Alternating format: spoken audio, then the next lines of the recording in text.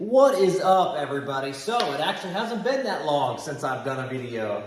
The last few videos I've said that every time. So I just wanted to do an update video on the BT609.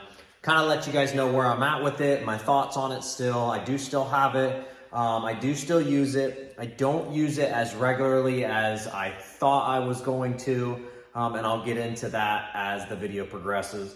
So if you like this kind of content, tool reviews, shop reviews, kind of stuff like that, feel free to like and subscribe. If you've used the BT609, go down in the comments section and let everybody know your thoughts on it. If you haven't used it, let us know why you were interested in it, because it's always good to see and hear other people's perspectives. That's why I do these videos. That's why I watch review videos myself, because I hate spending money, especially in our industry. We spend so much money on tools. The last thing we want to do is buy something that we're not going to use as much as we think, or something that we don't like. And a lot of times you can't try it before you buy it, which really sucks. So anyways, let's get into it. So the BT609 from Autel, battery tester / diagnostics tool. You don't have to update it, and you can just use the battery side of things. You don't have to use the diagnostic side. I will say I just recently had a, what was that? I can't remember. I think it was it was a Kia.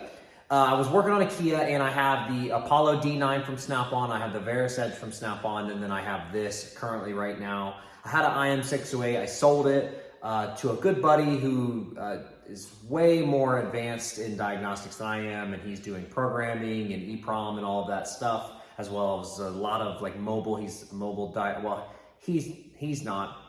looking to get into that. Anyways, long story short, he could have used it a lot more than I did, and it just sat in my toolbox most of the time, so there was no point in me keeping it. So anyways, back to the BT609. So neither of the Snap-on scan tools I could see live data. I was trying to diagnose a clock spring in the airbag inflator. It had 2 airbag inflator codes in it, as well as it had some other issues. I suspected a clock spring, but I needed to see data to confirm my diagnosis as I was testing the circuit, and I needed to see live data to be able to see that.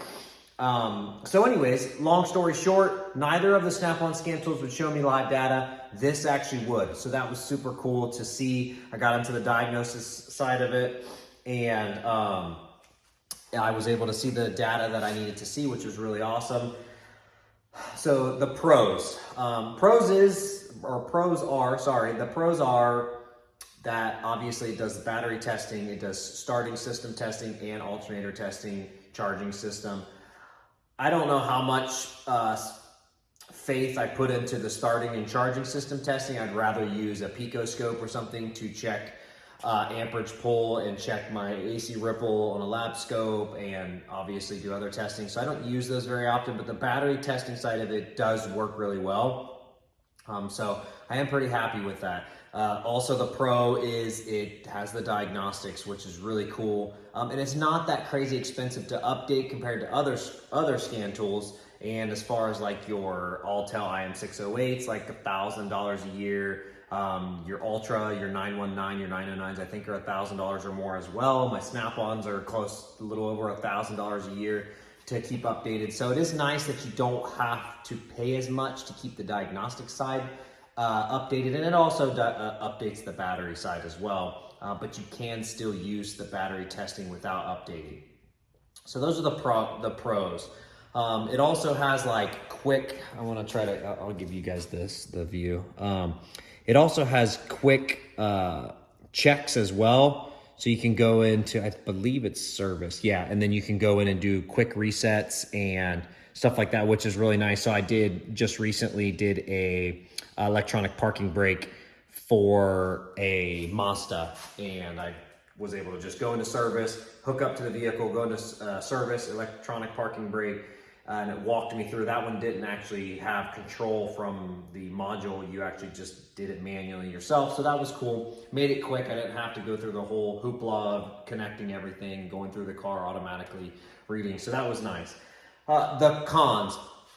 It's super slow on the diagnostic side, like super duper slow. So if you're wanting something as like an everyday diagnostic scan tool, this is not it.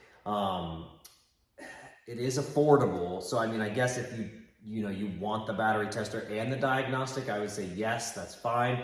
But if you're going to be using it every day on every single car to like scan codes and stuff and do like actual bilateral controls, I would not recommend it for that. As like a backup or something to use in case you don't have data from another scan tool, then yes, I would say it would work fine. That's what I'm using it currently for, and it does do a great job.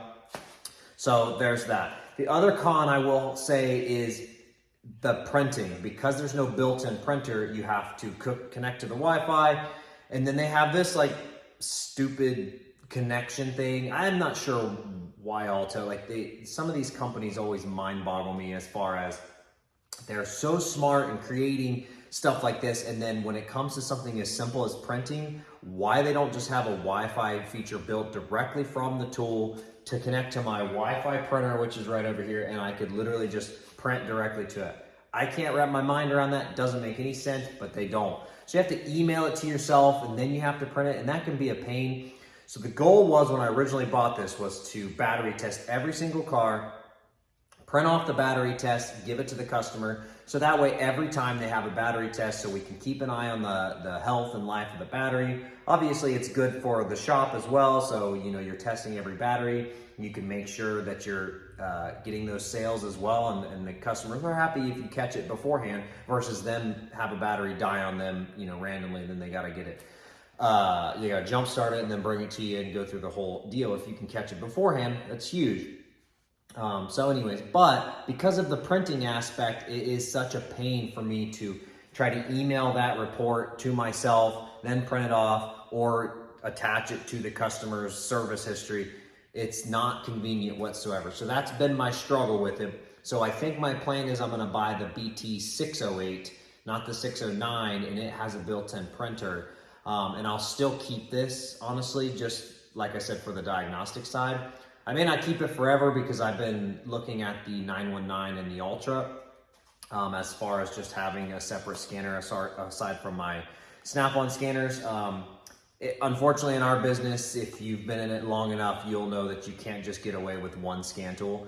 It's just the way it is. You got to have multiple brands, unfortunately, for those issues like I spoke of earlier.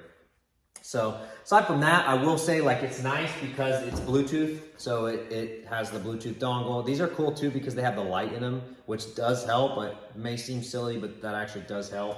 And then obviously this is Bluetooth as well, so you just connect this to the battery and it connects. And I believe you can take this, and if you have, like, I think the Ultra or 919 or maybe 909, like, there's a few scan tools that you can actually just buy this part and hook up to those scan tools and still do the battery test, which is pretty cool. So we'll see when I get one of those other scanners. We'll find out if that's an option or not. And I don't know if they're already synced to one, if you could sync them to another. Not sure on that. So anyways, aside from that, those are really my only pros and cons. I really don't have any other cons to say about it. It's been a great tool. I've had zero issues with it. And it's not like my IM608. When I had it, I had to update it constantly. There was always new updates for it. It was super annoying. Like, every time I turned around, there's an update. And it's kind of that catch-22 deal where, like, they could not be updating it at all, or they could do like they were doing on the 608. And every time I literally logged into it, there was, like, one point in time, there was over 100 updates for all the different manufacturers. So that can get annoying because it takes forever to update them and all that jazz. So anyways, appreciate you guys watching. Hopefully that gives you a little bit more information on the 609. Hopefully it gives you a little bit more insight on whether you should buy one or not and what's good for you. Yeah, so appreciate you guys watching. Like I said at the beginning of the video, if you're still around, if you like this content, please feel free to subscribe and like the video. It helps, obviously, me, and as this channel grows, it's going to help get more tools and more content. So, as you'll tell from the videos, there's no fluff, no nothing. I'm just straightforward doing the review. Yeah, so anyways, appreciate you guys. See ya.